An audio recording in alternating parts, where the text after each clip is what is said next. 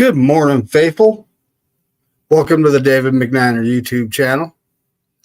Today, we are here to discuss a interesting topic, and it's all about the playoff picture and what yesterday's games caused in the NFL. We do still have a game tonight, and or do we?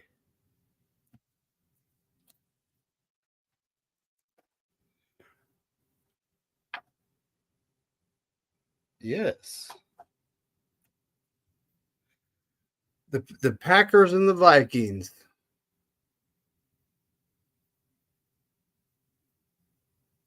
There's the man right there.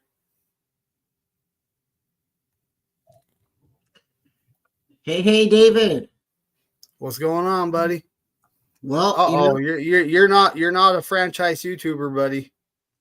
Hey, I'll take it. I'll take the W. So how you feeling, man? Yeah, we don't have a game tonight, do we?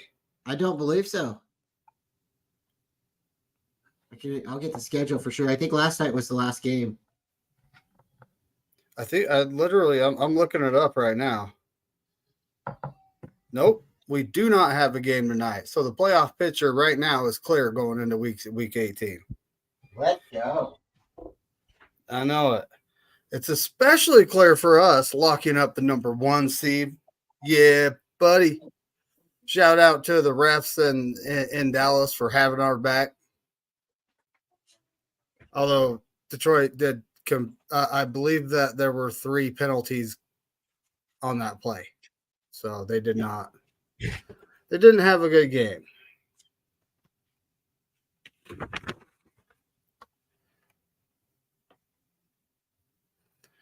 But right now, I'm actually trying to find because I looked at the Vikings have a very slim chance. Hey, shout out Kirk Cousins. Did you see the little celebration, the warm up hype, however you want? He got to blow on the big horn. His boy was there. They were doing the skull chant. You know, he had his shirt off with the big Viking chain. I'm going to say he's going to be back next season. I got a feeling. Maybe everything I was saying earlier about him going to a different team and the Vikings are done with him. Maybe they like that. I don't know.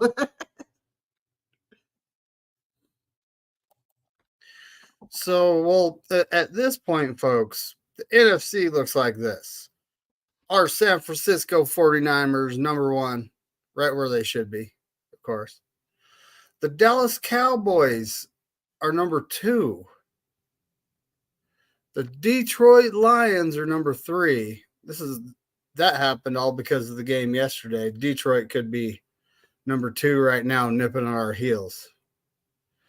Tampa Bay is still in their division lead. You do not know what's going to happen in the NFC South. You really don't. Hey, who won yesterday, David? Yes, they have the tiebreaker over New Orleans based on best win percentage on common opponents. So are we allowed to call them the Saints this week? Yes, they're not the Aints because they won yesterday. But it's like, and New Orleans, it doesn't have anything written by them. So I think if they don't win their division, they're pretty much done. But that doesn't make much sense. Because what happens if the Packers, the Seahawks, and the Vikings, what happens if they all lose week 10 and they win? So, like I said, that doesn't make sense. If it would put them 1 game ahead of everyone, so there is still a way that they sneak in, folks. The Seattle Seahawks, they have the tie break over New Orleans, but I believe they need the Packers to lose to sneak in at the Chicago Bears. And the they're not playing terrible football right now.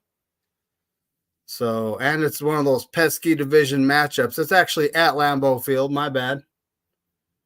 So they have to lose at home to the Bears. What are the chances of that happening? Like winning the lotto, maybe? Oh boy. Hey, Green Bay pulled off a big game last night, and the Bears pulled off a game yesterday as well. So you never know. I haven't had the chance to go through the picks yet. I'm going to do that right when we get done, though. I'm super excited. Wait till you see mine.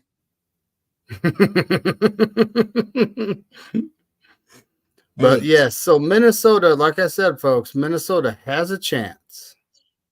They have the tiebreak over Atlanta. Okay. They have a division tiebreak. They eliminated the Bears. But Minnesota literally needs Green Bay, Seattle, and New Orleans to lose. All three of them to get in the playoffs. That's pretty much the NFC picture. Everyone else is locked in. Number 1, San Francisco 49ers. Yeah, buddy. Everyone's got to come to us. We'll be sleeping in our own beds. Yeah. And we got Dallas Cowboys at number 2. Detroit Lions at number 3. Number 4, it's going to be Tampa Bay or New Orleans, depending on how Week 18 plays out. I think Tampa Bay plays at Carolina next week, so I don't know. They might like their chances in that game. Number 5, the Philadelphia Eagles. And number 6, the Los Angeles Rams. Hear the disappointment in my voice. But it's almost like it's almost like why I don't think the Rams should care where they go, because if they go to Detroit, that's in a dome, kind of a dome team anyway, right? And then if they go to Dallas, they lost to Dallas like earlier in the season, but you never know what's going to happen in the playoffs, right? Playoffs. But yeah, that's pretty much it for the NFC. Atlanta has not been. It does not say. It says they haven't been eliminated. So they must have a snowball's chance in a fire. Is that again? I'm sorry. Atlanta, yeah, they still have a chance because I think they're 1 game behind. They're 2 games behind. I believe they're 2 games behind. So they're one game right now. They're 1 game behind, but them losing yesterday really hurt them. Okay. Because if Tampa Bay or New Orleans wins, they're done, right? Yeah. Oh well. Ain't the year for the dirty bird. Yeah, I hear that. And the AFC. The Baltimore Ravens have secured the number 1 seed with that victory over the Miami Dolphins. And I mean, they dominated the Miami Dolphins. What was that score? It was like 56-19. I know it. Didn't the Dolphins put 70 points up against somebody? So they put up 70 against the Broncos earlier in the season. Did Tua get hurt or something in that game? I saw him get hit a couple times. Well, during the Broncos game or you're talking Baltimore? I haven't seen a report on that. Yeah, the Ravens and Dolphin game. I think he got injured. That might be the reason the score got ran up the way it did. But that's crazy. That is crazy. The Kansas City Swifties, they won yesterday. They're in the number 3 spot right now. They secured their division. The Swifties, not Kansas City Swifties. Yep, that's right. The Swifties. Yeah, so Jacksonville got the W. They're now 9-7. Who was their quarterback yesterday, David? C.J. Beathard, former 49er. That's right. The Cleveland Browns have locked in number 5, which Jacksonville hasn't locked in number 4. We'll look at that here in a minute. Oh, they have two teams nipping at their heels. But the Buffalo Bills are currently sitting in the number 6, but haven't locked a playoff spot, which kind of this has no scenario. I'll do a little more searching and I'll see how they can get knocked out. The Indianapolis Colts are sitting in the number 7 spot. That would be Mullet, Minshew Mania, go Mullet. The Houston Texans. Dude, these guys play next week, don't they? Houston Texans and Indianapolis Colts. Looking real quick for you. I believe they play next week. Houston at Indy. Houston, we might have a problem. Houston has the tiebreaker over Pittsburgh, over the Steelers. Colts have the tiebreaker over the Steelers. Division tiebreak was initially used to eliminate Houston. Well, Houston's not eliminated yet. So basically these two, they do play next week, right? Houston and Indy? Yes. Yes, in Indianapolis. Wow. So the winner of that game more than likely is going to lock a playoff spot. I'm surprised the Bills don't have a playoff spot locked. Like I said, I'll look into that a little more. There's got to be something going on there. But they'll be playing for their division next week. They have the Miami Dolphins. So winner of that game is going to take that division. And Kansas City could, well, it depends on who wins that game because I think Kansas City, let me look at this, but I think they beat Miami, but they lost to the Buffalo Bills. So if the Bills win that game, Kansas City will sit right where they're at in the number 3 spot. Miami wins that game, they're 1 game ahead, so either way, Kansas City's locked in at number 3, folks. That's what it's looking like. Yeah, the only way the Dolphins are going to lose the number 2 seed is if they lose. Well, yeah, that's the only way. Well, maybe the Browns could take. No, the Browns aren't going to take it because the Browns aren't going to win the division. The Ravens are winning the division. So it's right now currently Dolphins are 11-5, and Chiefs are 10-6. So if the Dolphins win next week, they automatically keep number 2. But if it was to lose, then we would have to see what the tiebreaker scenario is for between the Dolphins and Chiefs. But I don't think it really matters for the Chiefs being number 3 or number 2 at this point. Well, at this point, the Bills, if the Bills win, I'm reading that they will. They kept their playoff hopes alive. Yeah, they got a 94% probability to make the playoffs. So it's winner takes all for the AFC East next week.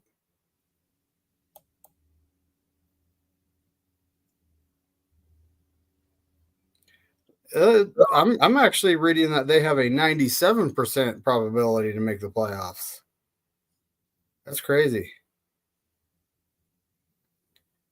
The Bills are clinched for the fourth consecutive season. Wow. And they'll get the number 2 seed in the playoffs because they have the tiebreaker over the Kansas City Chiefs. If the Dolphins beat the Bills. Yeah, you're right.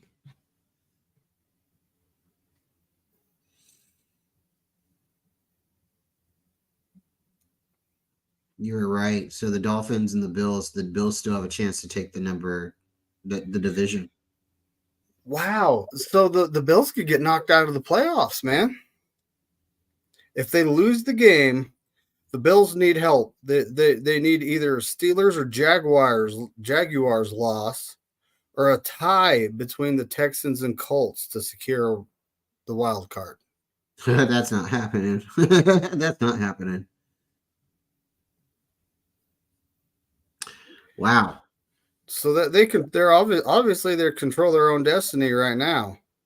Niner Gang says Chiefs beat Dolphins this year, so they would have the tiebreaker. So that would be between the Chiefs and the Dolphins for second and third place. But then did you say that the Bills, and I believe you're right, the Bills beat the Chiefs this year, right? That's right. So if the Bills win in Week 18, they take their division and secure the number 2 spot. Because they would have the tiebreaker over the Chiefs. If the Dolphins lose, they're kicked down to the 5 spot. Wow. Wow. So next week let's just look real quick again. The Bills, who are they playing? Buffalo is playing. Wow. Buffalo. Well, hold on. They're not, because the Cleveland Browns are 11-5. They'd be kicked down to the number 6 seed if they lose the Dolphins. So next week, Buffalo and Miami is a playoff game. Win or go home. That is insane. Check the live, David.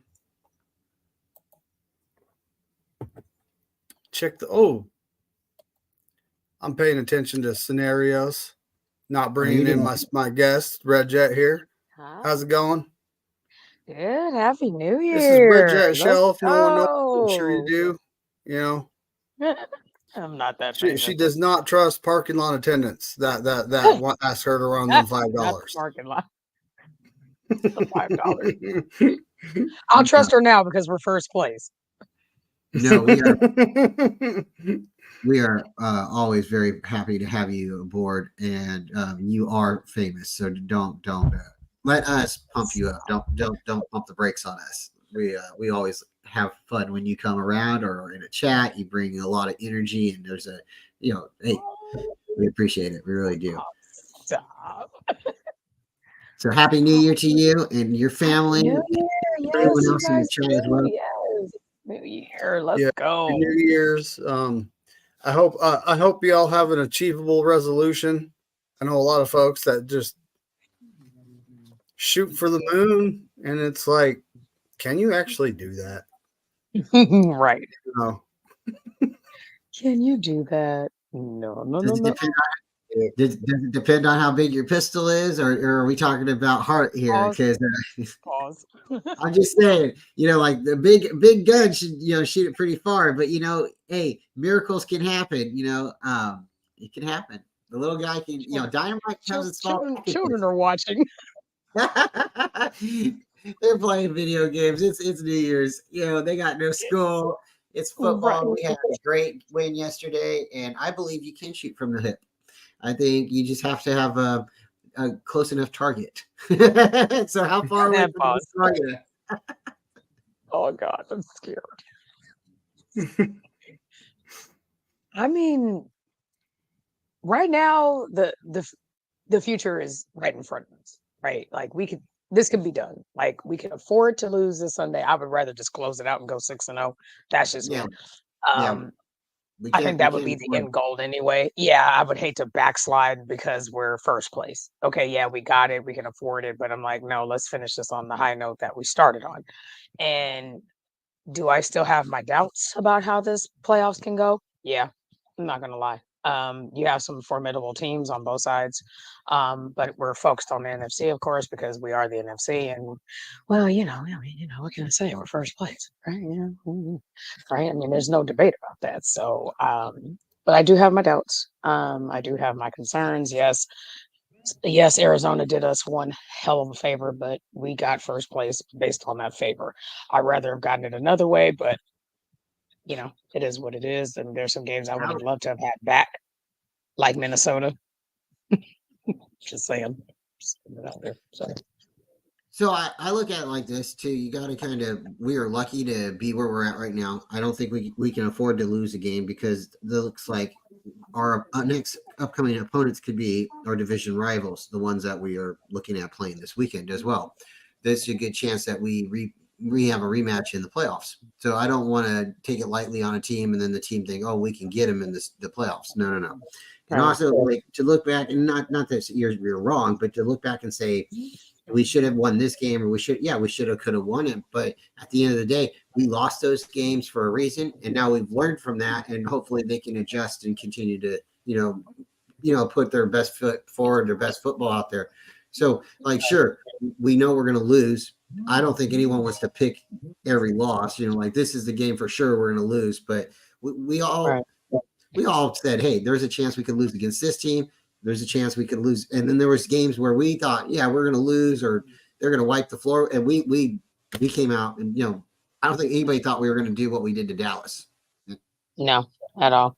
Much less Philadelphia for that matter. Yeah.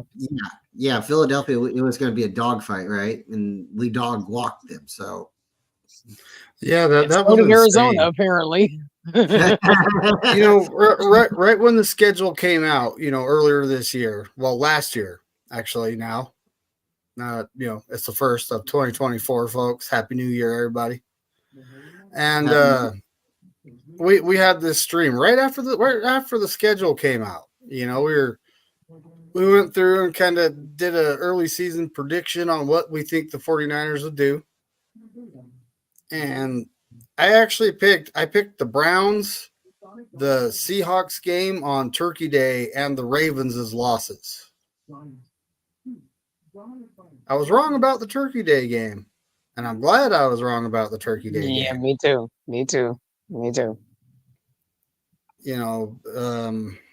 I think Brian, if I remember right, you did pick the Ravens as a loss, right? Yeah. Initially, like our over, projection season, I was like the Steelers and the Ravens are the two teams that I think we could take a loss to. But then when we had our actual pick 'em, I didn't pick against the Niners, but those were the two teams that, if I was, going to be worried about a game or really like don't want to bet your rent money, that would have been those two games for sure. Right. Because I was for sure not betting the rent money. No. You can't, not on those games. No. Hey, that Browns game, a lot of things could have gone our way during that game. It does not come down to one play or the end kick. It does not. Right. There was a lot gone wrong in that game, more than that. Mm-hmm. But the Ravens, they came in with a perfect game plan, and Kyle threw the ball around 48 times. That's not 49er football. I'm convinced he watches our podcast. So Kyle, if you're watching, keep running the ball down their throats, buddy. Good things will happen. Dude. But because I actually said that's not 49er football. I said this on a few different shows, and then he comes out this week firing off with that run game, just tearing them up. That's what our offensive line isn't built for pass blocking. It's built for running the football. That's how they value offensive linemen. I mean, Trent Williams can do it all, the silverback. Aaron Banks is good at both. Jake Brindle, he's not the best. He's not the worst. I put him at average. That's where I have him. I'm not hating, but I'm not loving. It's one of those things, right? You're a hater. On the right side, Burford, he's decent, but he has a bad habit of getting a false start about every game. And it's something he needs to work on. He's young; he can work on improving that, right? Mm-hmm. McKivitz just he's not as fast as McChoke. I mean, not McChokeson, McGlinchey. He's not as fast as him. But if you scheme it correctly, and I was saying this after the Steelers game, watching TJ Watt just run right around him. If you scheme it correctly and you make that defensive end go through him, Kivitz does pretty good. He does pretty good. But you got Brock Purdy in the shotgun, McKivitz is going to have to work twice as hard because he just doesn't have the athleticism. And right, like back during the draft, we're at the pick where we picked Cameron Latou, and I'm sitting there going DeJuan Jones and the Blake Freeland, the guy from BYU, who didn't end up starting this year, folks. He's on the Indianapolis Colts. But DeJuan Jones, the Cleveland Browns starting right tackle, was available. And I'm like, take him. And they're like, oh, it doesn't fit our scheme. The outside zone blocking. He's not athletic enough. I'm pretty sure if you line up him and McKivitz, they're going to, for a race, I'm pretty sure DeJuan Jones is going to beat him. You know, so it's like that argument just doesn't make sense to me. But, you know, well, Niner fans don't make sense. You know this. I am far away from doing it this point. We have playoffs coming up. Hey, David, we got a special shout out for John LaJoie's little boy. Not a little boy, he's growing up. He has a birthday today, and happy birthday, little boy. On the first of the year. 15 years old. At some point, he's going to get his driver's permit, and John's going to have to teach him how to drive. That's right. Started already. Happy birthday. All All Happy birthday. Many more. I got to shout out the chat, as always. You know, we got this person everyone might know, Regette Shell. They might know her. We got John LaHoy. I always say LaHoy. Sorry, buddy. LaJoy. We got Mrs. Culp, Tony Culp in the chat. One of the ladies of the Niners. Yeah, I'm used to it. I didn't say the other name. We got Dina Harvey, another ladies of the Niners. Oh, hold on. Dina, you loving life today or what? Niners win, clinched the number 1 seed. The Philadelphia Green Chickens lost to the Red Chickens. Fly, Red Chickens, fly. Fly. But Cardinals flock, baby. We got Niner Gang in the chat. I love the name. We got this other guy people might know, Bryant Culp. He's also in the chat. That's Batman. Yeah. I like his 49er. His 49er symbol is unique. It is unique, you know. Awesome. Oh, he's my Captain hero. Jason Captain Niner Massey, the man with the best hat. Oh, he's got a great hat. He makes him the captain. That's right. I've never even seen another hat like it, so you know it surely is Ravens special. Fan is here. Ravens fan is here. I love it. Yeah. Ooh, Steve-O Supremo in the chat. He's saying Seattle's eliminated. It doesn't actually say they are. So they're mathematically in, but they're pretty much out. Yeah. Barely. Yeah, I think it comes down to the Packers win, they're in, and it just doesn't matter about anything else, right? Right, because they're pretty much going to win out. So they went out. And they got the Bears. They got the Bears at Lambeau Field. You know, even when the Bears are good, they have problems winning there. Let's be honest. But you know, the Niners got back to playing Niner football. I actually have another show later today on the Stay Faithful podcast, Niners Coast to Coast. We'll be discussing the Ravens game, the Commanders game, and possibly the upcoming Rams game. It could be battle of the backups. It really could be. I'm the type of guy. I always have. Oh yeah, look, we got John Jay in the chat too. Niners Ultimate Report. Happy New Year. Most of these folks, a lot of these folks have YouTube channels. Like this guy does. This guy does. Captain Jason Captain Niner Massey is Niner Faithful Radio. Y'all want to go check him out. Ooh, Gammon Brown and Levi both in the chat. Look at this. Gammon Brown in the chat.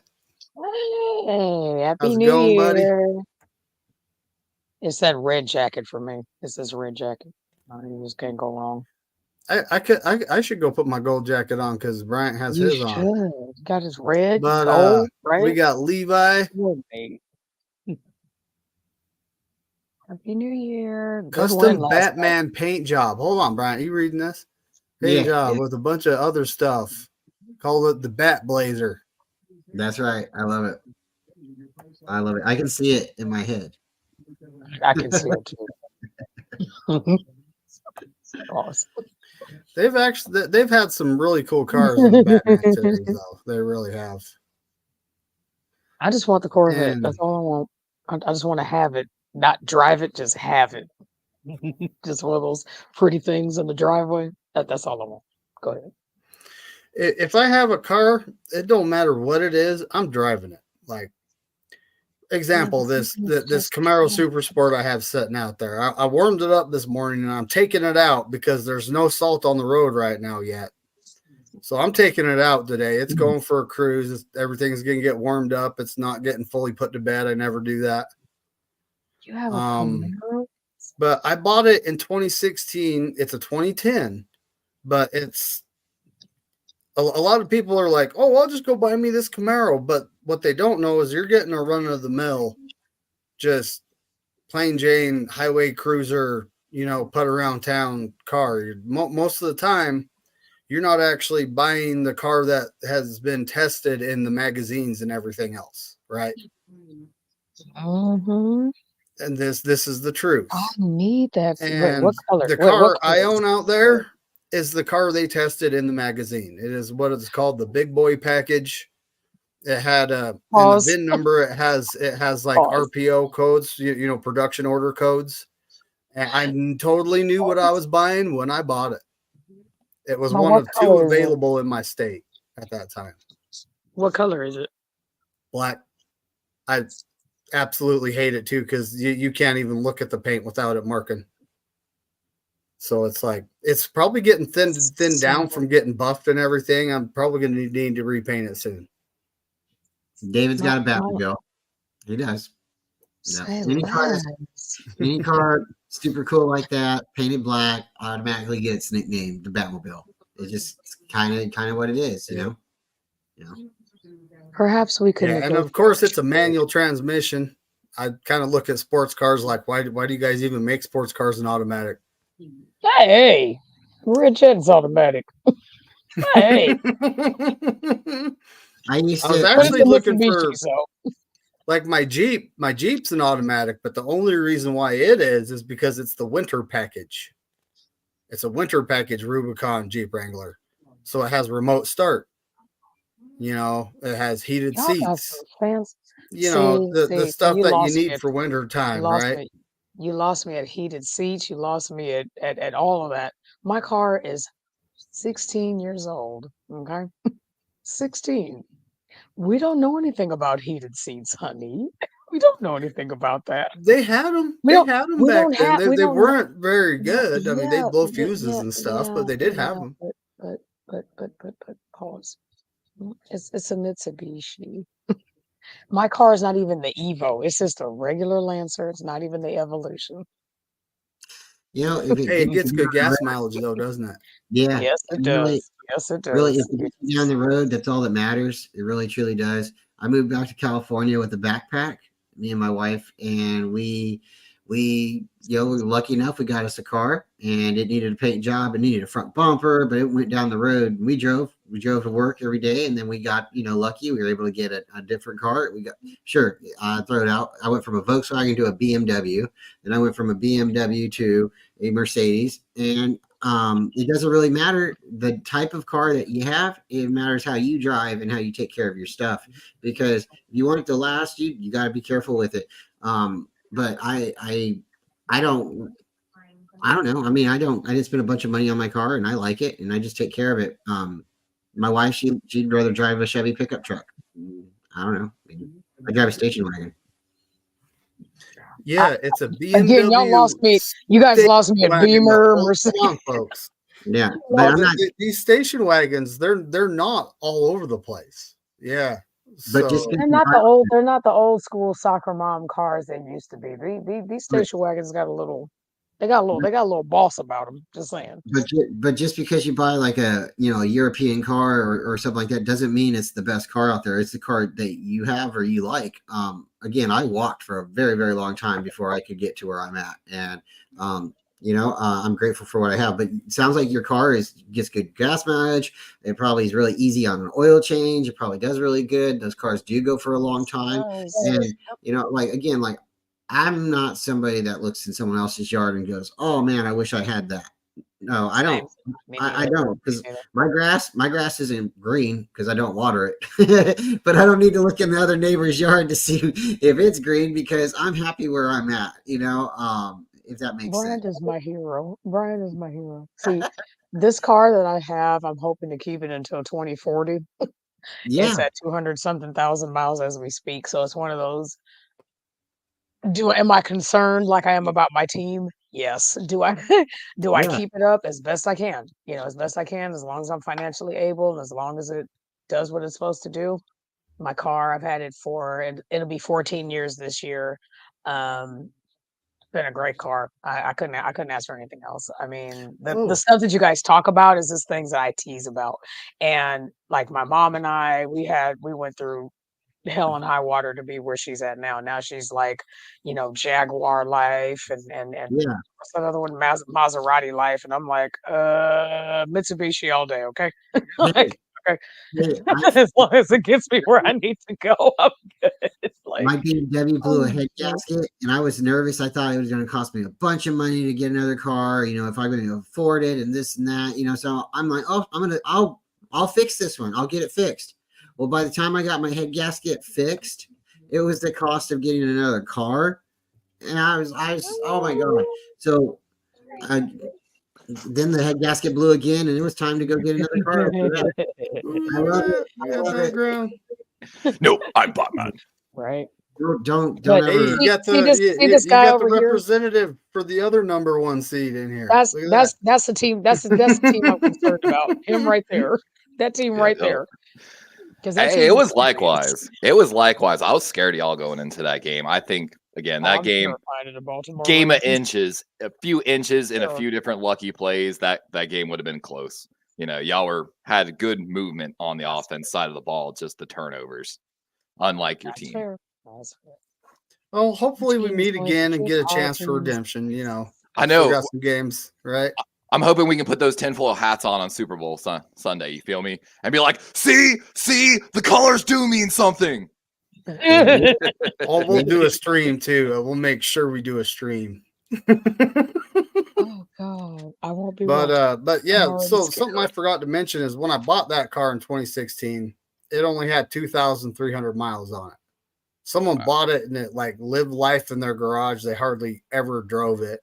Did I hear you got a Monte Carlo Super Sport? No, it's a Camaro. Oh, It's a Camaro. Still though. But it's a stick shift. I actually put a Hertz shifter in it and all, a couple other things. Just That's the car. make it That's the my car own, you dream of. right? That's the car you can only dream of, right? My boy. See, had that's a like Hellcat. us. It's like it's the Super Bowl. It's something that we can only dream. We used to go to the drag strip. Not that we It can't. is a do it. freeway cruising sucker, though. I'll tell you that right now. Like you're cruising along in sixth gear, just putting right along. You need to go buy someone. You don't even need to downshift. You just tap on the gas. Next thing you know, you're doing $120. Damn. It's nice. It's Mark. nice. I'm more of a truck. The Jeep, Well, Brian and I not live so good on the freeway. It's step on the like gas pedal and go 120 miles an hour. That's like triple fines, 3 points on your record. Forget it. just park it. Just walk. I haven't had a speeding ticket since 2019. I was honestly, folks, I was going 92 in a 70. Damn. Which is kind of reckless driving where I'm from. You But because of your my car, clean your record and the license. fact that I had my seatbelt on, click it or ticket, folks. The fact that I had my seatbelt on and a clean driving record, he wrote me up for 5 over and let me go. Oh, you got so lucky. You I got lucky. have such a perfect driving record. I haven't had a speeding ticket since I was 16 years old. But when I worked in the airlines, my security clearance could get pulled if I had 2 speeding tickets in one month's time, basically, because my driver's license is also my driver's license for the ramp, essentially, as well. And so they told us if you get 2 speeding tickets in a month, they can pull your SSI. All right, hey Levi, what do you think? What are your thoughts on your game yesterday? While I grab my gold jacket. Oh my God! Don't get me wrong. So We covered it on the R&R on Sunday. The injury report was vast on both sides. Ravens were missing like 3 guys in the secondary and their starting guard. The Dolphins without Jalen Waddle, Raheem Mostert, their starting guard. But their entire offensive line was on the injury report Thursday. The entire offensive line was limited, all dealing with injuries. It gave me a little hope that we might win, but my God, did the Ravens Lamar's just got something when he plays the Dolphins. He just flips us, whether he's in his hometown, like down here in Miami or not. He just flips the switch when he plays the Dolphins. I don't know what it is. Now, I have a question. Did Tua get injured in the game? I believe Tua actually did at one point come up a little, hurt, but he did get pulled because he was injured. It was just, there was no chance of coming back at that point. Yeah. They kind of did what they did to Brock. They said, hey, we're going to play. So in the Ravens game, I found this stat line. We jumped our normal zone percentage we've been playing zone against most teams about 71% of the time. Against that Christmas night game in the 49ers, we jumped it to an 82%. That was our second highest percentage, only behind our Cleveland game, basically. So we basically, the idea with our playing y'all and Miami was we're going to give you certain throws, but these throws are going to be very tight windows where if the throw is off by 1, 2, 3 feet, you're going to see a tip ball. And of course, then potential interceptions. Geno Stone, of course, leading the Ravens for interceptions, 7th round pick on and off the roster, practice squad for years. But the one consistent story he always had in camp was he's around the ball. He never stops running to the ball, and it's paid off this year in this system, basically. It's a bend, don't break mentality. I've heard some rumors that they don't let Brock Purdy audible really in that offense. I don't know how true that is, but if that's true, I think that might have been a big part of that game. It's not just Brock Purdy. Kyle does not like his quarterback audibling. You can't do that in the NFL, man. Typically, when he calls in a play, the QB will have a couple options. Okay, so he calls 2 to 3 plays in the huddle, basically. Yes, okay. yes. Which is kind of depending common. on how the defense lines up, depends on what play they're running. And you have to understand too, the true quarterback on the 49ers team, the San Francisco 49ers team, is Kyle Shanahan. I mean, you got to give credit. He's won y'all a lot of games already. And here. He wants a player out there on the field that he can tell them to do something as if he was playing a Madden game. And that's what it is. You go out there and you run his offense, or you're no longer with us. That's just kind of how it is. You really think like that? I believe that's true. I mean, I think you see that in Josh McDaniels too. That's what he did in Oakland. That's what he did in Denver. It's where he did it. He did it everywhere he went. Same thing with who was it? Went down to Houston, ended up trading DeAndre Hopkins from New England as well. Was it Bill O'Brien? Was it? I believe. Went up from the Patriots to the Texans. Was the guy that was responsible for technically trading DeAndre Hopkins from the Texans to the Cardinals, and then lost his job after that year. Also, another former Patriot guy, technically. Some of those Patriot guys had that mindset, that ego. I don't know if Shanahan has it, but. And I'm not saying Shanahan's a bad coach. I'm just saying Shanahan is the quarterback, and Shanahan wants his quarterback to listen to him. And it's a little weird that, when you become the face of the franchise, certain things kind of happen to the team. When the Niners pushed for Kaepernick to become the face of the franchise, we took a certain type of direction. Harbaugh kind of was the face of the franchise, and I think he got miffed at that. And since Kyle's been here, he's been the face of the franchise. So, Jimmy Garoppolo come in, and, everybody started calling him Jimmy Q and all this other, I don't know. He's not here anymore. Hey, that was James Richard Garoppolo came in, played 5 I'll great say his games. full name. Everyone's Don't do that. Don't say it 3 times. Don't say it 3 times. One last final note ever on since he left, ever since he left, I've called him James Richard Garoppolo. I mean, he's not Jimmy to me anymore. He never was. The Ravens seem to expose. He came on the field without his Jimmy pause. Oh, jeez. They hit the same side of the field on the right side, a gap in their zone defense. I literally lost track. but almost every large play either went over the middle or to the right side of their defense, essentially. Their left, our right. Same exact hole in the zone. They got exposed something by their defensive coordinator in that game. But all credit to our offensive coordinator, Mike McDonald. The Ravens really might lose both of their coordinators this offseason, and basically in their first and second years in the roles. That's the price of being good, buddy. It's something I covered in the offseason when I talked about John Harbaugh, potential firing, and of course our offensive coordinator search. I said, here's the deal, guys. No matter what, even if we get our dream come true scenario here in Baltimore and we bring an offensive coordinator that revives Lamar into a true MVP candidate, he will absolutely be in head coaching discussions because that is a hot ticket item to pair, of course, potentially a young rookie quarterback from the draft with a first-year head coach. It was a trend for so many years. John Harbaugh and Joe Flacco, Mike Smith and Matt Ryan were one of the original parts of that trend like 10 years ago, basically. It's a common thing. And, of course, Todd Monken able to, bring out that MVP in Lamar. Can he do it in someone else? And of course, Mike McDonald looking like a genius this year. Are there any concerns like, okay, we're both now, how fitting our team, your team are both first place? Mm-hmm. I'm not gonna lie. If we go up against y'all got another Super Bowl ring on us. No, it's not that I simple. can't shake it. Really, it's not that simple. You don't think it really so? Is. No, Okay. I really don't. Okay. Keep it honest. Like I said, that game, okay. I know a lot of people were giving the Niners hate on Brock Purdy. I'm going to call one play example. The double dog cornerback blitz where we brought Brandon Stevens, who I've been stressing all year. People don't know his name, and he deserves that Pro Bowl nod. Happy birthday to him. His birthday was on Friday. He didn't play this last week, too, so that was heartbreaking. But he comes in on the blitz. He jumps and makes a great read on Brock Purdy, who's probably throwing that ball at 70 miles an hour plus. So within 3 feet airborne to be able to, again, make that last minute adjustment to tip the ball, huge.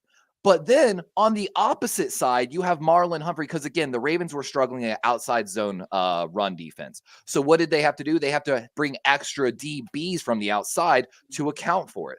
But of course, that can get you burned in the blitz game, basically, because if you throw that screen, case in point, if that screen was hit, that was probably a 50-yard game, easy. And again, you could argue that's the flip of a coin. Almost. Okay. And then Marlon Humphrey makes the interception on the other side. That's just luck almost in a sense, but a lot of great athleticism and Pro Bowl players, And that's why I said, sorry. Oh, go ahead, Brian. Go ahead. I was going to say, I think you guys did a lot of homework against us. You had time to really prepare for us, and you guys did do what you said. You blitzed us on the outside instead of blitzing us in the center. And when you did that, your linebackers were further back in coverage where we like to normally throw the ball to, via, we played a lot of that zone. Yeah, we had, that's our security blanket, and that's where we typically go. So if it happens again, I could see the Niners throwing the ball over you guys coming in on the corners and throwing the ball and dumping it off to CMC. Ayuk still had 100 yards, right? Kittle, 100 yards, exactly. 60 plus yards, still had a great game. And that's why I'm very confident. And I've been saying this it was a bad loss for us. It looks bad, but the loss didn't hurt us. We still got the number 1 seed. I think it was a good time to lose. And I think it would really give us kind of an opportunity to experiment a little bit too, because we did move the ball very well on you guys. We got away from running the ball, but if we go down the field, if the first interception was a touchdown and it would have went to Debo, and you guys wouldn't have intercepted in the red zone, we would have been up really quick on you guys, really, really quick. Lamar, to begin with the game, which then changes all the play calling from there on out, basically, as well. Sorry, Jet, real quick. I know you're very you're really even, Levi, but I gotta say it. The beginning of the game, Lamar did not start out very well, and the Niners defense was getting at him. And maybe the referee was in the wrong spot, but we were getting at you guys. It was us turning over the ball and then turning it over again and then turning it over again, because we had more yards than you guys in the game. Yeah, but at the end of the day, you guys were more athletic. And by the end of the game, the Ravens, even though you led in yards technically in all 3 categories, the Ravens on the efficiency EPA scale actually won the game on all 3 sides of the ball. But of course, turnovers. That's a good point. Yeah. You know, you were the best team in turnover differential coming into that game, and then just. But again, you didn't necessarily need Lamar to go off and do Lamar Jackson things. You just needed him to be a game manager. He had one big run, I think, in the game, and that was the difference. What people don't understand, though, is game manager is not a bad word. 8 seconds to cover a DB. People don't understand that unless you've studied Ben Roethlisberger's tape back in the day. That was the only quarterback back in the day that bought time like that, but he bought it in a different way. In the NFL, to cover a receiver for longer than 5 seconds on a route is, I'm telling you, would want to cry. You'll be puking your guts up by halftime. What Lamar wasn't doing was running. He was buying time. Well, Brock Purdy is like from snap to throw 3.5. Lamar has been averaging sometimes 6 to 8 seconds before he is getting that throw off. And Todd Monken has buckled down in practices recently with scramble drills and scramble rules. Different rules that are in set for every wide receiver for every route. So it's like kind of like the double play, where you're calling 2 plays.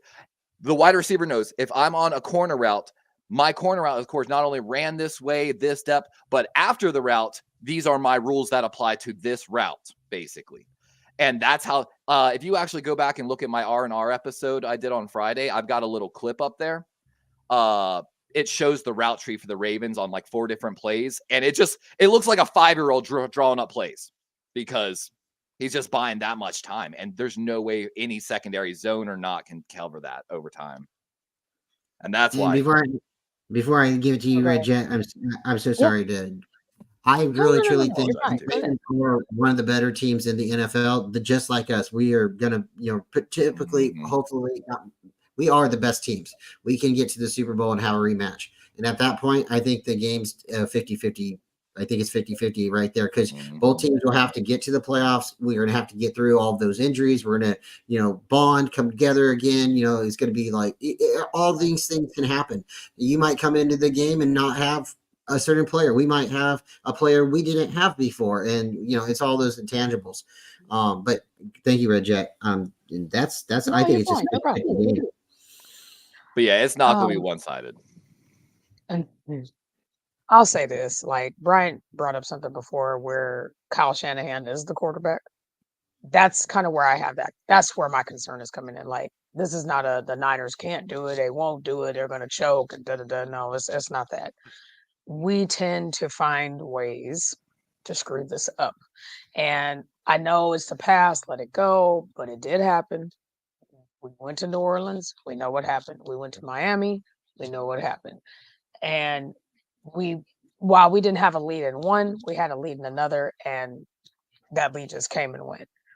My concern is with our coach, it happened again. I know, let it go. It's the past, but you have to. History has repeated itself 5 years straight, or give or take 2020, right? So you can make a case, without the barring injuries, right? That's where that's my question. Like, does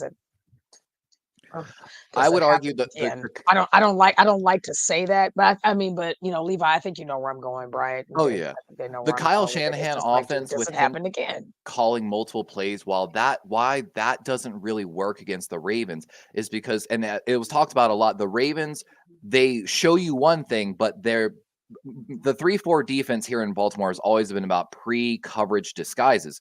So yes, you can make your pre-snap read and call the play, but when it's getting down to 5 seconds and all of a sudden a safety bails out 10 yards on the opposite side, the corner inches in, both linebackers step up into the A gap, and all of a sudden you went from a 4-man look to a 7-man look kind of deal. And then of course, in one of those plays I saw in that Ravens game to take away some of the underneath throws, Baltimore was pulling out that old Rex Ryan defenses, dropping nose tackles to take away the slant routes. Basically, it was just, again, and so at that point we know it's our pass play. There's not time to audible back to the run play. And I think that's why we saw that. I think he's got to give Purdy a little more potential to make some plays, because after 20 seconds is on the play clock, or I'm pretty sure that is officially when the coaches cut out in the headset. And 20 seconds is a lot of time still. And I really think it comes down to those turnovers. If those turnovers didn't happen, you guys were really athletic, and you guys. So if we play, the Niners would have been ahead if it wasn't for the turnovers. You can say that. No, and it's true. It's not something that it's not saying that you guys couldn't have come back up and done something later and have like a remarkable play from Lamar Jackson or something. Yep. But at the beginning of the game, our defense was shutting you guys down, and we were driving the football. We had that interception. We go down the field again. We have a turnover. I think that was the volleyball play after that. Then we had 3 turnovers before the half. And then we come in after half, and we had 10 or 12 penalties for over 100 yards. The week before, that's credit to Zay Flowers. prior to that week, we had 0 penalties. So, it's like, I really truly believe if we play you guys again, the Niners will be more disciplined. I'm sure the Ravens will be as well. They're going to come to play as well. But the Niners will be looking at what they did wrong this last game and seeing how you guys were able to exploit us in weaker areas. And I think the Niners will have some gimmies. It's kind of like almost what happened with the Eagles last year. We were waiting for the Eagles all year. Now we're waiting for the Ravens. We just have a shorter time span. It's true. We didn't play that rematch for a while. Be afraid. Be very. Yeah, here's what I was talking about. So these are 4 different plays from the Ravens 49ers game. Of course, the Ravens offense. And like I said, look at the route trees by the wide receivers here. Some of this, like I said, looks like your 5-year-old drew up a play. And if I'm not mistaken, I believe those dark blue lines are where he actually hit the players. So, a little bit of craziness. And again, after like 5 seconds of trying to cover that route, it gets hard. And that's, again, where a lot of those flags came in, because we were talking about it with some of the Dolphins guys, and they were talking about during the broadcast. It gets hard. So let me, case in point, let's talk about, that first left top corner where it looks like they got the ball, the dark blue line. That's what we call a jerk route from Isaiah Likely. So you come in basically running this slant, you flip your hips, come outside. That was made famous by Gary Kubiak in the Houston Texans offense. Owen Daniels, I think, the tight end. But so then not only does he cut back, but when he flips his hips to go upfield, I'm telling you, that's where the flags come in and stuff like that, because it's impossible to defend it. And sometimes it's actually the smart call to grab the guy, to be honest with you. I think there was one penalty, and we called it on the stream. That was just a smart penalty, honestly, because if he hadn't grabbed him, it would have been a touchdown on a blown play. So it's rough, man. It's rough when Lamar can buy time like that. You had a few guys.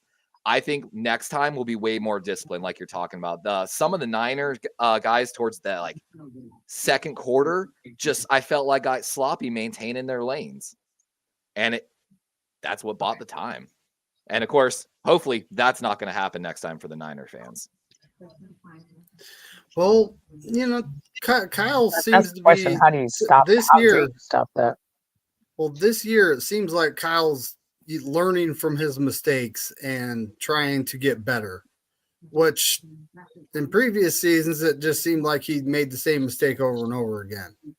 So we're seeing the evolution of Kyle Shanahan in front of us, and hopefully that's how it's going to be moving forward. Exactly. But I got to shout out, we got Big Mac Sports in the house. There's a Wolf sighting. My guy Wolf, it's nice to see you, buddy. And King Mufasa has joined the chat. Welcome in, guys. Niner Gang Podcast. That's right. You know. I know. Niners Empire. I made the mistake of calling y'all Nation last time. Yeah, don't do that again. yeah. R.I.P. By the way, I don't know if y'all saw Nick Chubb tore his ACL for the Dolphins, so that's a heartbreaker for the Dolphins. Shot. They already lost Jalen Phillips, their other out bookend, to an Achilles tear earlier in the year, so they're now down both of their starting edge rushers. That's heartbreaking.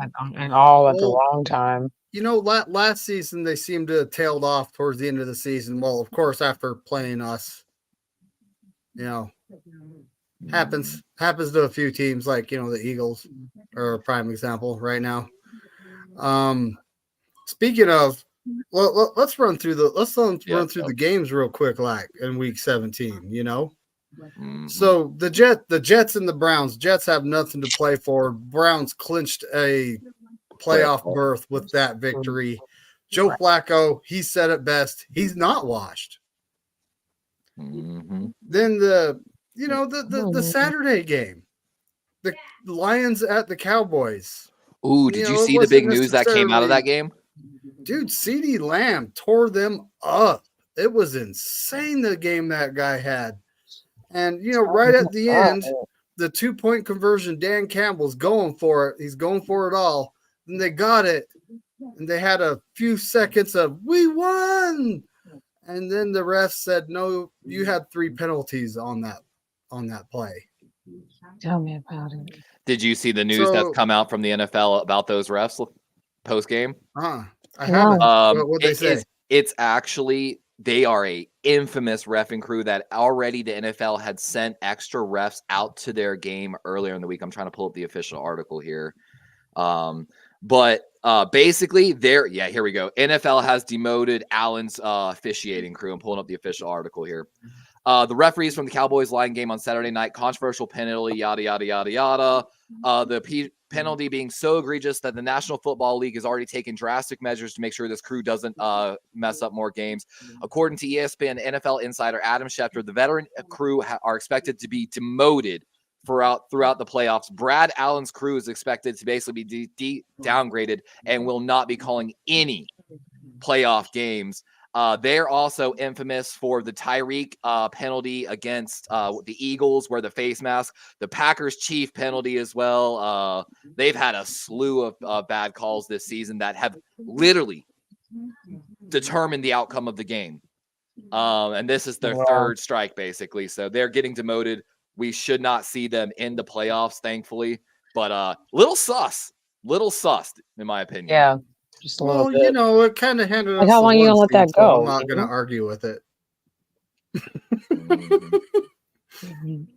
Just like, but then we had the Titans and the Tennessee game. Last time they played, the Titans had the old school Tennessee Oilers help. Oh yeah. Yeah, and it was like Houston against Houston, but this time the Texans dominated them 26-3. Left no doubt on the field, right? Right. Yeah. The Falcons went to Chicago in a must-win game for them, and Chicago stepped it up and beat the Falcons 37-17. DJ Moore. I tried to tell everyone, DJ Moore didn't matter. Didn't matter who's back there. That man puts up yards. He's a great wide receiver. It was probably the best acquisition of the former regime for the Chicago Bears. Former Terrapin. Then, the next game, the Dolphins versus the Ravens. Destruction is as destruction does. 56-19, That was like hard to watch. The Saints and the Buccaneers both playing for their division at Tampa Bay. Tampa Bay was hot coming in, winners of 3 straight. And the Saints came marching in and beat them 23-13. The Patriots and the Bills, Bill Belichick, he never goes down without a fight, right? The Bills won this game 27-21. And the Patriots might be drafting a QB. You never know what Bill Belichick's going to do. Might get Russell Wilson, might get Kirk Cousins, you never know. He has earned the right to step away from the game when he wants to, though. I'll say that right now. Or at least the Patriots. The Cardinals at the Eagles.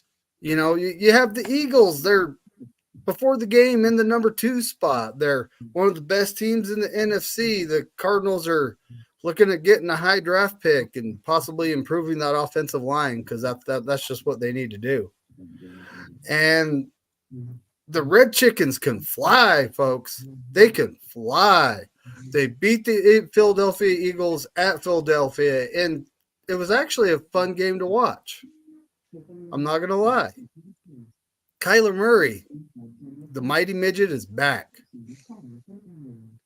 And we got, and he's not actually that short, folks. I'm not lying, but when you put him on the field with all the football players, he just looks like he just looks short. He looks like Deuce Vaughn out there with that Cowboys offense. He really does. He really does. But the Carolina Panthers went to Jacksonville and played against our former backup quarterback, CJ Beathard, and they lost 26-0. They got goose egged. So the Raiders and the Colts. The Raiders are playing pretty good playing hard for Antonio Pierce. They went to Indianapolis and ended up losing that game 23-20. Colts stay alive in the playoff race. The Rams went to the New York Giants, who are just playing for pride right now. The Giants put up a great fight, ended up missing a kick at the end of the game.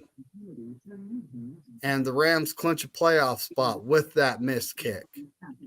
Sometimes it's better to be lucky than good. Yeah, the Rams are the team I love to hate, folks. I think everyone knows this already. So the next game, the 49ers at the Washington Commanders under new management. They got that sign hanging up in Washington right now. Big changes coming in the offseason. Hopefully they change their name because it is the worst name in the NFL. But we dominated them via the run game. And Brock Purdy actually did something yesterday that we haven't talked about yet. He set a franchise record with one game left for passes thrown in a season. He did it in 16 games, so it does count. I don't care what anyone says. Right?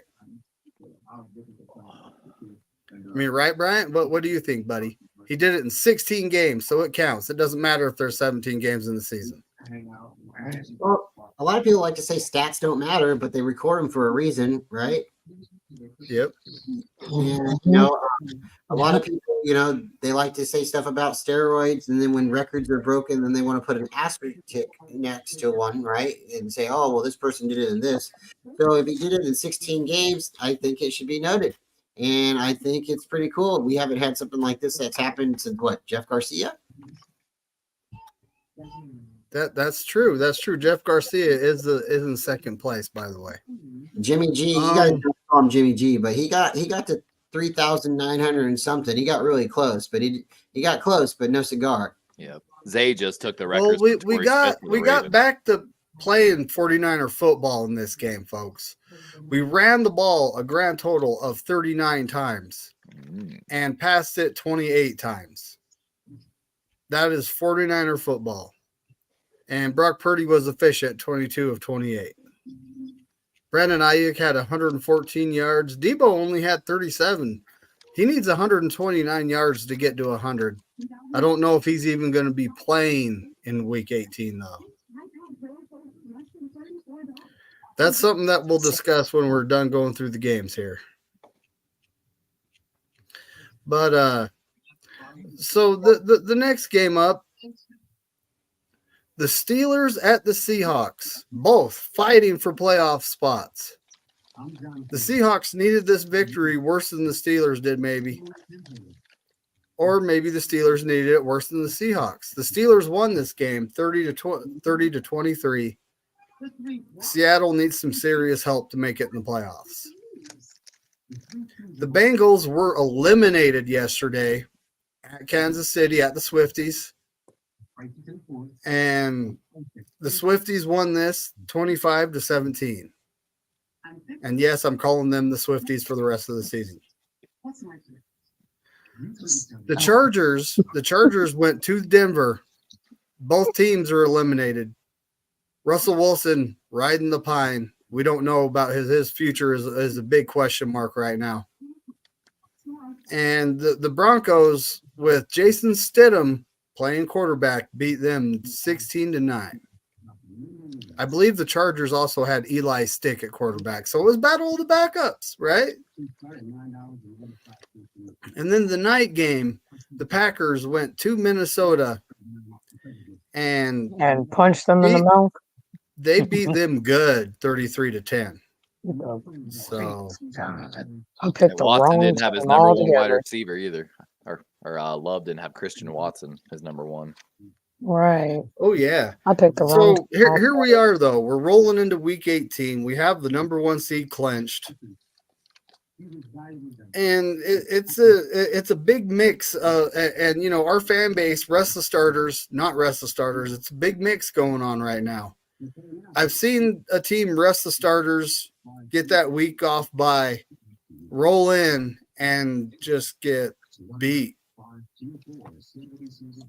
So I've seen it go both ways though. You know, we have players that can just come in from a couple weeks off and turn it on. A guy like CMC and Trent Williams, I don't want to see them on the field. They can turn it on. They can have a few weeks off and just turn it on, right? Okay, David, we gotta sing it. MICKEY MOUSE. Oh, you We're got to not go, all buddy. leaving. We're not all leaving, but we have to say goodbye to one of our friends. We'll see you real soon. All right, Red Jet. You Okay, have a have a fantastic great day. day. Happy New Year. Make sure to like and subscribe, everybody. Peace. Niner gang. Go Niners. Gang, Go gang. Niners. Have a great day. But yeah, folks. So you know what? Do you rest the starters? Do you not rest the starters? Right? I look at it like, how long have they been playing? You know, we've had a lot of games played. A lot of folks are like, they've played 17 weeks. You know, they can rest a couple. It's not going to hurt. I'm not sure about that. You know, I look at it like Trent Williams and CMC don't need to be on the field. They're veterans. They've been there. They've done that. The rest of the guys, I want to see them at least get some backup snaps, get them some snaps here and there just to keep them fresh. Right? Not, you know, limit the risk. Still get them a little bit of playing time. The Rams, there are reports that they're going to be resting their starters. You know, a guy like Matthew Stafford, you know, the veterans that they don't need to play won't be on the field. This could be an interesting battle of the backups game. I know I'm having to think about rethinking because, you know, I always call my Ravens game, but, you know, we're definitely resting starters against the Steelers. You know, there is, but it, like you mentioned, you know, as a fellow team that has the number 1 seed, you have the same predicament we do on the other side. I'm all for resting my starters for a week, but as someone that, you know, a little bit of medical information, muscle deterioration begins 2 weeks after a muscle is not used in the same level. Which mentally concerns me. If you rest your starters completely for 2 weeks, will there be some game impact when they finally do hit the field a little bit? We talk a lot about on my channel. There's no way, you know, and if y'all played, you know, there's no way to simulate in-game shape. I talk about it. You can go to the gym all you want, lift weights. You can run as hard as you want, but until you got a 300-pound man 3 feet away from you, exerting 900 pounds of force, trying to tear through you because he's in a contract year and trying to get paid. You know, basically you taking food out his mama's mouth. You feel me? You know, there's no way to replicate that in the weight room. And so the 2 week kind of has me a little bit worried. So honestly, I'm kind of leaning towards the Ravens playing starters for like a quarter, maybe half the game max. I don't know. But the 2 week rest kind of concerns me. If I was the Rams, 1 week, I take it. Well, I look at it like this. Brock Purdy, you know, during his rookie season, how long he sat until week 13. And then he came in and everyone was like, what's this? Because we saw him in backup reps. And I said it on a podcast on the Wolf, on Wolf, you know, Niner Gang Wolfcast. I said it on a podcast. Purdy didn't look very Purdy, you know, in those backup reps, and he didn't. But then he came in for James Richard Garoppolo during the Dolphins when James, you know, very wisely tried taking off running with 300-pound pounders on his back and broke his ankle or his foot. and he was just on fire. And I was like, I'm not convinced yet. I need to see a lot more. At this point, yeah, I'm kind of convinced. I also think our coach needs to step up and play 49er football like we did last week, run the ball a lot. Mm-hmm. Not necessarily put it on our young QB's shoulders yet. In a season or two, he could be that guy, but right now he's really good. But I don't see, we've never been the type of team to put it on the quarterback's shoulders and, win us this game. We've never been that type of team, Yeah, if we had a better offensive line or something like that, where we could, actually, and don't, I'm not saying Trent Williams is bad. We all know he's the best one, but what we have this many offensive linemen. When he went out, the game went south. But we have this many offensive linemen, right? And he's supposed to be everybody else's blanket. Like he protects everything. No, he's only one guy. He makes everybody else on the unit better. But if we had a better offensive line, then maybe Brock Purdy could stand back there and be accurate and have that time. But just again, the way the Ravens blitzed us and it caught us off guard. You just alluded to it as well. Trent Williams came out. The game really opened up. And at that point, we are losing offensive linemen from Trent Williams all the way over. It was getting bad real quick. I was messaging. The only other guy that's above 80 is John Feliciano on that line. You're center and your left guard while everyone's pretty good run blocking, the pass blocking. And that's something we've talked about all week. Like I was joking with David and I was saying, who's our next guy coming up off the bench? And because I think we were down to our last guy who was on the field. And David said, maybe Tabor Pepper. I was like, what's he gonna do? I mean, are we gonna be in shotgun mode the whole time? Like he's all we got left. I've been in a game before, guys. We lost so many tackles in one game. We had to put our biggest tight end at tackle in one game, to be honest with you. That's the emergency tackle on the team is your tight end, your biggest tight end. George Kittle wouldn't be bad. No, he kind of wouldn't be, actually. He just had the throw. But what was crazy in that Ravens-Niners game, too, the Ravens only brought a blitz 22% of the time. However, they generated pressure on 53% of Brock Purdy's dropbacks. That's inexcusable. And, of course, when Trent Williams went down, they had Ravens basically lined Clowney up on whoever that backup was, and that wasn't even fair. So, like, at that point, you could try to kind of take the stats out of the game. You know what I'm saying? I feel like a little bit because that's like stat padding after that. But I know we talked a lot in the draft. Is that decision not to draft a tackle coming back to haunt the Niners a little bit now? No. And God forbid there's an injury in the playoffs. Well, at this point, 49er football is run the ball a lot. I'm not saying for Jake Moody. I like the Jake Moody. By the way. And, I don't think I'm just saying that. The ball. Well, we got Jair Brown and Jake Moody. Exactly. I like both of those picks. I do like when it comes to the third round, we struggle. We got Fred Warner and what else we got right now? We got Jake Moody and Jair Brown. We've also got Ambry Thomas, who is a pretty good corner. He's not a shutdown corner. He gets the job done. And we don't have a lot to show for the first 3 rounds in general. Well, you didn't have any picks, right? Well, we got this year we do though. This year we do. I'm excited now for y'all. So the draft. I would like this is off season talk. We're not there yet. I would like to see the Niners address some things, but we will talk about that then this upcoming off season while it's not the season, folks. Yeah. Right now it's the season. So Tony brings up an excellent point. Elijah Mitchell is back to being Elijah Mitchell. Hopefully he can stay on the field. Injury is the biggest concern with him. But he ran the ball 17 times, had 80 yards, 4.7 average, and a touchdown. You can't argue with that, And CMC went out with a calf injury. He had 14 for 64 with a 4.6 average at that point. But yeah, we were just running the ball. We ran the ball 39 times, including three quarterback scrambles. They are included in those stats.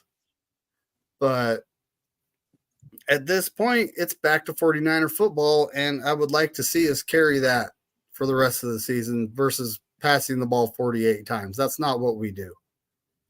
We run the ball, we get we get positive yardage, we keep our defense fresh, and that's not what happened in that Ravens game. But at this point, the Ravens game was 2 weeks ago. We just got to move on and play 1 week at a time. Whoever's in front of us. Yeah. And that's pretty much that, Yeah, they were wrapping up his calf. I haven't looked into any news on this yet. But Kyle was being cautious, and he did not put him back in the game. Mike McDonald turned Jadeveon Clowney and Kyle Van Noy, who signed in week 4, 2 guys in their 10th year in the NFL, into Pro Bowl players. But if you know Mike McDonald, Aiden Hutchinson, of course, the first pick by Detroit, and David Ajabo, who's going to be a top 15, said, "We didn't learn how to rush until Mike McDonald taught us." He turned Aiden Hutchinson into the number 1 overall pick, and we're watching him basically do with Kyle Van Noy and Jadeveon Clowney.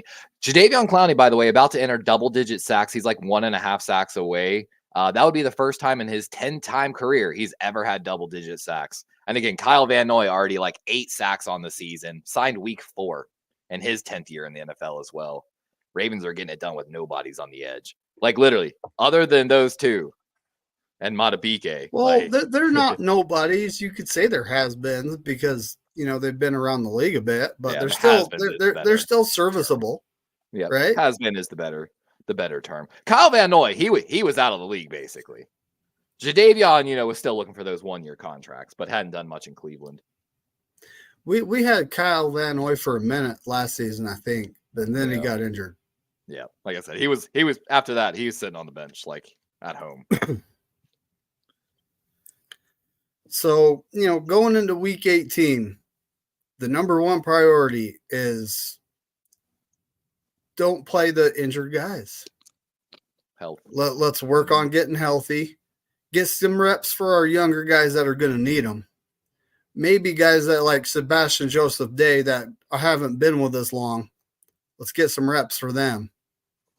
Get some chemistry going on, and then move on into the playoffs. Honestly, don't care if we win or lose this next game. It doesn't matter. I would love to beat the Rams, though.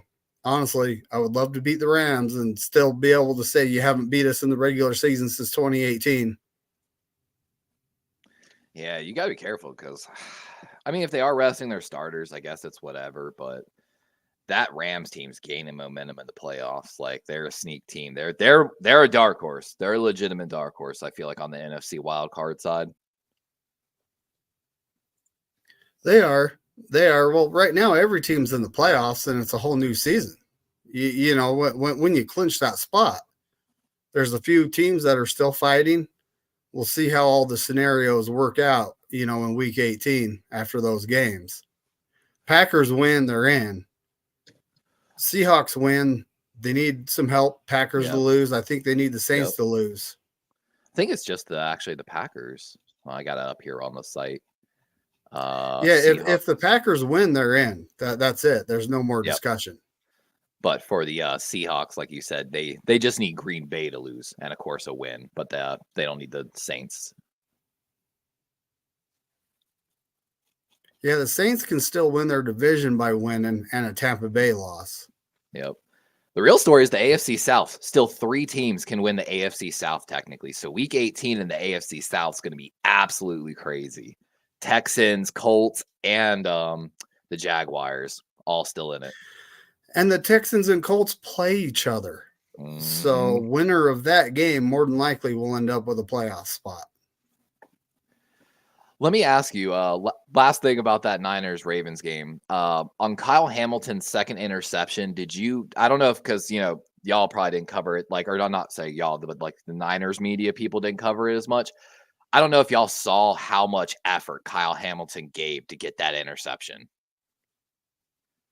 He was the one that was chop blocked technically legally on the play. Your left guard, Banks, literally comes down on the back of Kyle Hamilton's head kind of deal. on the end of the play too. Like basically what offensive linemen do. You just kind of like secure and lay on top of them more so than anything. Nothing dirty about it. But so that's where Kyle Hamilton's at the play because he came on a blitz, but got up from that point, chased the ball down still, and made the interception. They've got it clipped up. I don't know if you can play clips or not, but it's one of those ones, man, I wanted to show because it's just, again, I've been kind of vocal in these past games that the man deserves some defensive player of the year talks, I feel like. Let me see here if I can find it. I'm sorry. Well, a lot of times, there is no coaching being in the right place at the right time, buddy. There isn't. That's like our guy we're missing for the season, Hufunga. It is 100% his thing. He just has the ability to be in the right place at the right time, right? Yep. And just pure effort.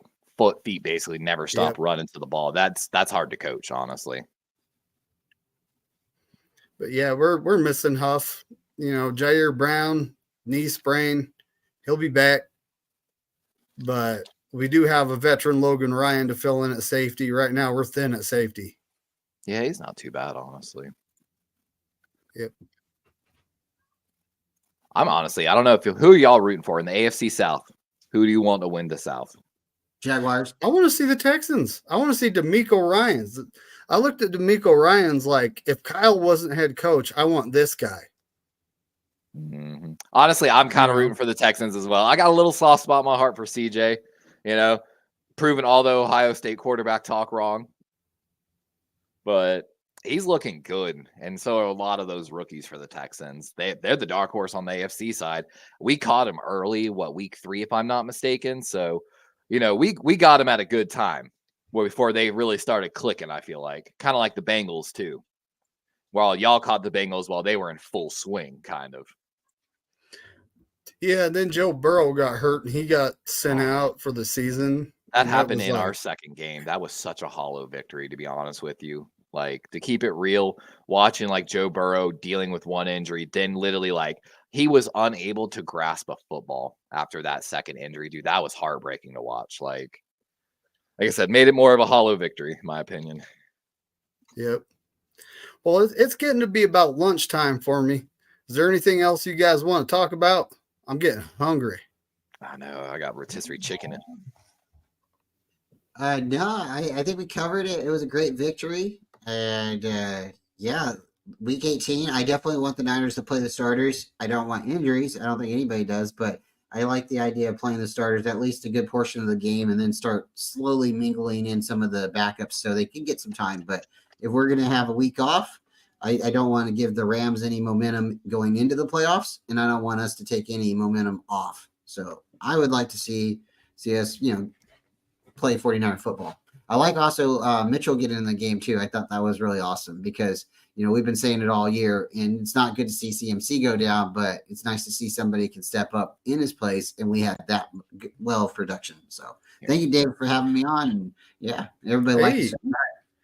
Ultimately, I want to see Sam Darnold get some experience. I want to see us run the ball 40-ish times with Mitchell and Mason. And that's just what our backup offensive linemen, that's what they're all built to do, is run the ball. So let's play some 49er football, get healthy, heading into the playoffs, right? That's right. That's also what Levi probably wants to see. He probably wants to see his team gain some health going into the playoffs. That's all I care about, getting healthy. It's like the Ravens had a week 13 bye, which was huge for us. That's just that adds on to that Super Bowl hype, getting that late round bye week kind of deal. So I've got something shared up on the screen too. I want to know, who do y'all want to see in the playoffs? So I got the playoff thing up from NFL. Oh, yeah.